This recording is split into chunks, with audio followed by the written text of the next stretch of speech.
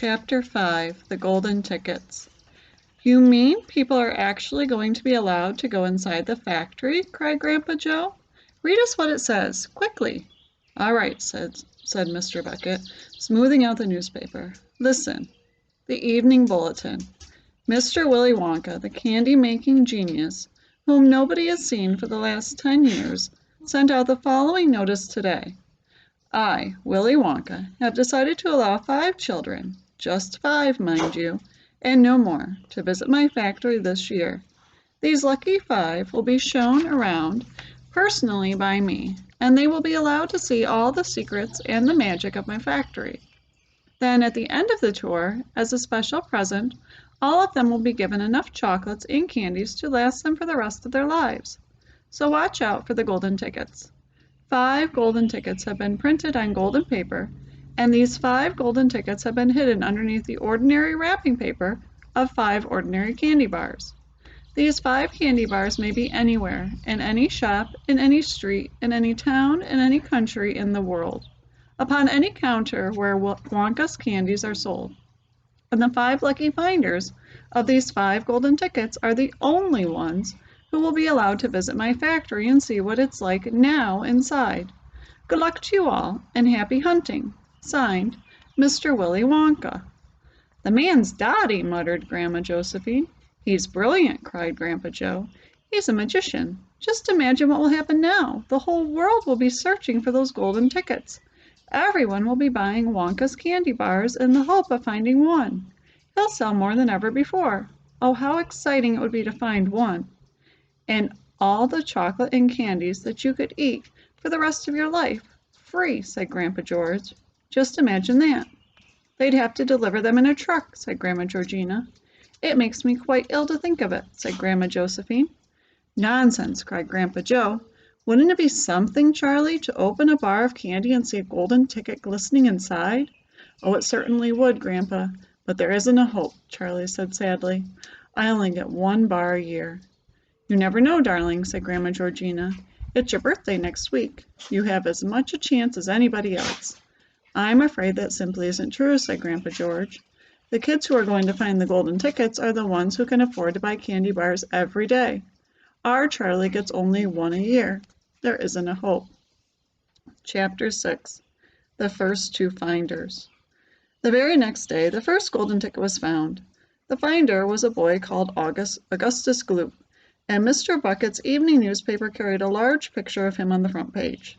The first picture showed a 9-year-old boy who was enormously fat, and he looked as though he had been blown up with a powerful pump. Great flabby folds of fat bulged out from every part of his body, and his face was like a monstrous ball of dough with 2 small, greedy, currant eyes peering out upon the world. The town in which Augustus Gloop lived, the newspaper said, had gone wild with excitement over their hero. Flags were flying from all the windows. Children had been given a holiday from school, and a parade was being organized in honor of the famous youth. I just knew Augustus would find a golden ticket, his mother had told the newspaperman. He ate so many candy bars a day that it was almost impossible for him not to find one. Eating is his hobby, you know. That's all he's interested in. But still, that's better than being a hooligan and shooting off zip guns and things like that in his spare time, isn't it? And what I always say is, he wouldn't go on eating like he does unless he needed nourishment, would he? It's all vitamins anyway. What a thrill it will be for him to visit Mr. Wonka's marvelous factory. We're just as proud as can be. What a revolting woman, said Grandma Josephine. And what a repulsive boy, said Grandma Georgina. Only 4 golden tickets left, said Grandpa George. I wonder who will get those. And now the whole country, indeed, the whole world, seems suddenly to be caught up in a mad candy-buying spree. Everybody's searching frantically for those precious remaining tickets. Fully grown women were going into sweet shops and buying 10 Wonka candy bars at a time, then tearing off the wrappers on the spot and peering eagerly underneath for a glint of golden paper. Children were taking hammers and smashing their piggy banks and running out to the shops with handfuls of money.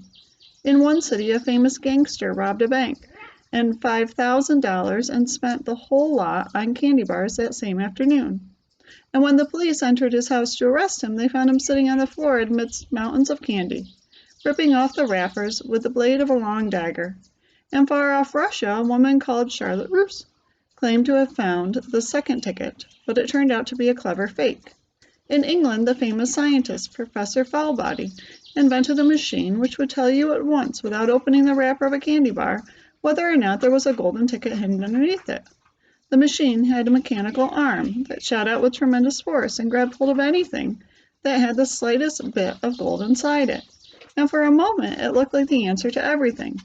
But unfortunately, while the professor was showing off the machine to the public at the candy counter of a large department store, the mechanical arm shot out and made a grab for the gold filling in the back tooth of a duchess who was standing nearby.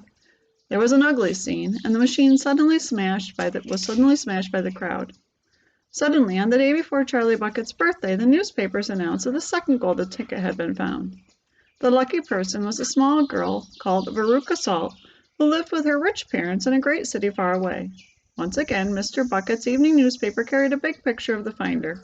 She was sitting between her beaming father and mother in the living room of their house, waving the golden ticket above her head and grinning from ear to ear. Veruca's father, Mr. Salt, had eagerly explained to the newspapermen exactly how the ticket was found. "You see, fellers," he had said, "as soon as my little girl told me that she simply had to have one of those golden tickets, I went out into the town and started buying up all the Wonka candy bars I could lay my hands on. Thousands of them I must have bought, hundreds of thousands. Then I had them loaded onto trucks and sent directly to my own factory. I'm in the peanut business, you see, and I've got about 100 women working for me over at my joint, shelling peanuts for roasting and salting. That's what they do all day long. Those women, they sit there shelling peanuts. So I said to them, 'Okay, girls,' I said, 'from now on, you can stop shelling peanuts and start shelling the wrappers off these crazy candy bars instead.' And they did. I had every worker in the place yanking the paper off those bars of chocolate full speed ahead from morning till night. But 3 days went by and we had no luck. Oh, it was terrible. My little Veruca got more and more upset each day, and every time I went home, she would scream at me, 'Where's my golden ticket? I want my golden ticket.' And she would lie for hours on the floor, kicking and yelling in the most disturbing way. Well, sir, I just hated to see my little girl feeling unhappy like that, so I vowed I would keep up the search until I got her what she wanted. Then suddenly, on the evening of the 4th day, one of my women workers yelled, 'I've got it, a golden ticket,' and I said, 'Give it to me, quick,' and she did, and I rushed it home and gave it to my darling Veruca, and now she's all smiles, and we have a happy home once again."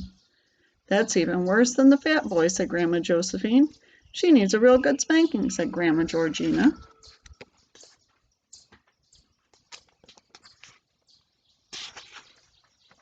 "I don't think the girl's father played it quite fair, Grandpa, do you?" Charlie murmured.